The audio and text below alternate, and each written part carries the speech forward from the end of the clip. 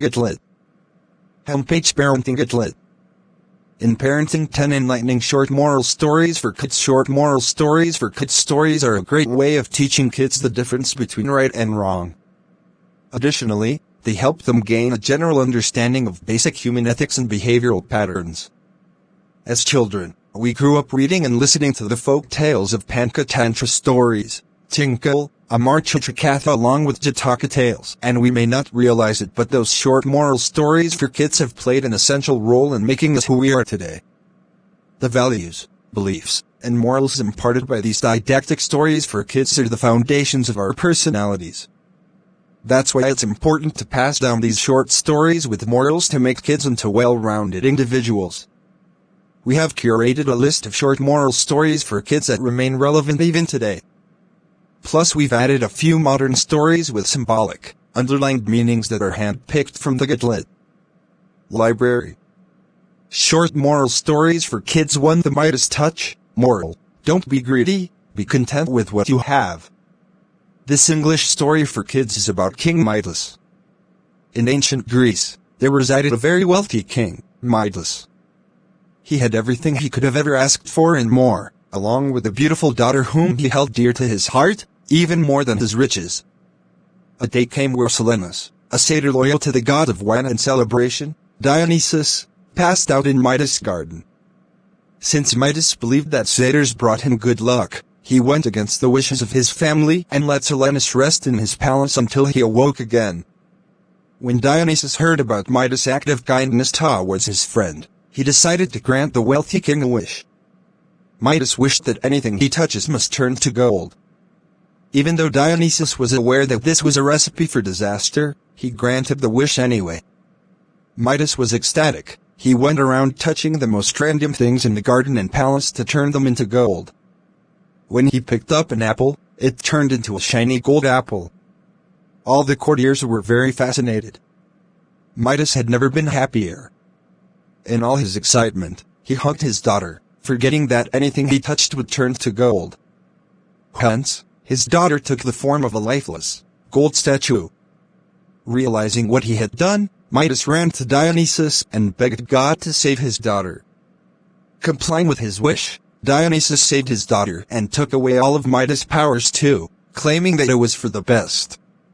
Midas had learned his lesson and lived the rest of his days satisfied with what he had done. To brown like doses saw Moses and sticky chicamerl, beauty comes in all shades. This story revolves around young girl Samara, a young girl with caramel skin who loves the color brown. One night, she tumbles into a magical realm where she encounters a dilemma pertaining to the color of her skin, in which she has never seen any flaws. A strange purple lady with magic powers, Anahi, makes Samara a very unusual offer.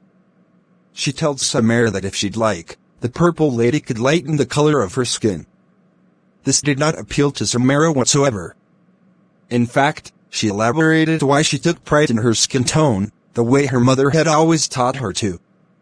Each time the purple lady offers Samara lighter skin, she respectfully declines and expresses that her self-worth and beauty cannot be defined by the color of her skin. This mature reaction sets a great example for kids reading the story, as it teaches them to be patient and reject an idea in a respectful manner when it doesn't align with their beliefs. Samara's assertiveness is inspirational and is an uplifting example of standing up for what you believe is right. The story in simple English is extremely insightful and a must-read for both children and adults. It addresses one of the world's most complex issues, unrealistic beauty standards. The book does this in a very appropriate manner that will stimulate a child's mind, thereby acting as a tool in shaping their core beliefs. It is an empowering tale for all those who have faced issues with discrimination. It paves a path to self-confidence for these individuals. Join Samara on her journey of self-discovery up on the fluffy cloud in the Get Lit library. Read Brown Like Doses Saw Moses and Sticky Chicky Her 3 The musical donkey moral. Think before you act. Adada, a thin donkey who was starved by his owner, a local fisherman, went in search of food with his friend, a jackal. The pair wandered around the village in the middle of the night until they stumbled upon a cucumber field. That night, they truly relished their meal and decided to pay a visit to the cucumber field every night.